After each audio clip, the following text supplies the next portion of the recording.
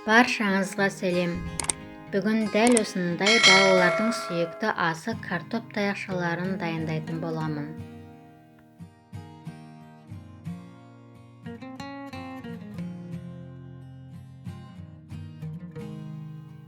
Картоп таяқшаларын дайындау үшін бізге ең алдымен 4 картоп қажет болады. Картоптарды жақсылап жуып тазалап алып, оны бөліктерге бөлемін.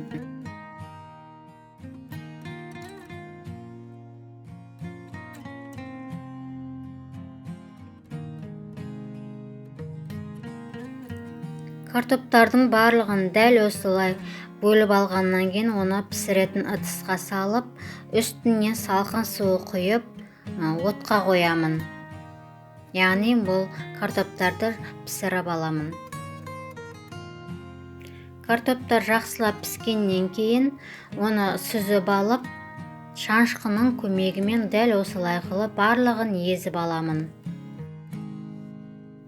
Картоптың барлығын езіп болғаннан кейін, оның үстіне қалаған дәмдеуіштеріңізді қоссаңыздар болады.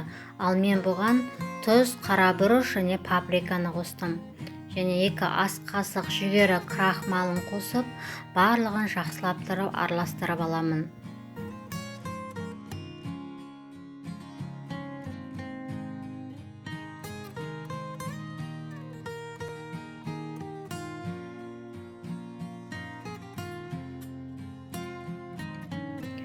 Барлығы араласқаннан кейін оның үстіне шамамен 3-4 ас қасық ұн салып, оны жақсылап иреп, бір массаға келтіріп аламын.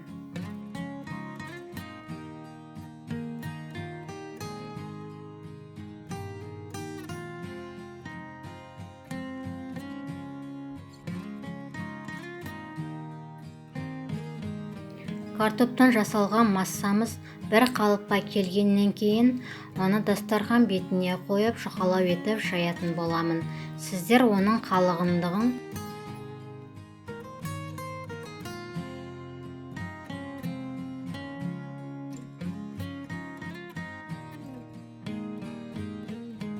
жұқалау етіп жайып болғаннан кейін, оны мен ұзынша етіп кесетін боламын. Сіздер өз қалаған формаларыңызды кесулеріңізге болады.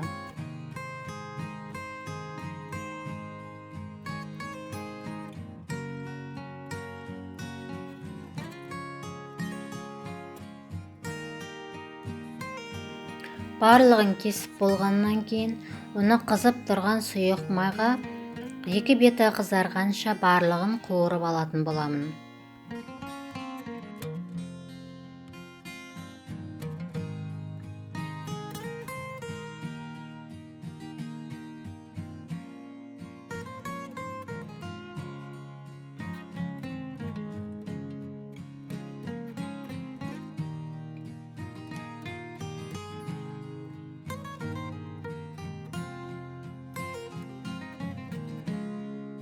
Картоп таяқшаларым дайын болды.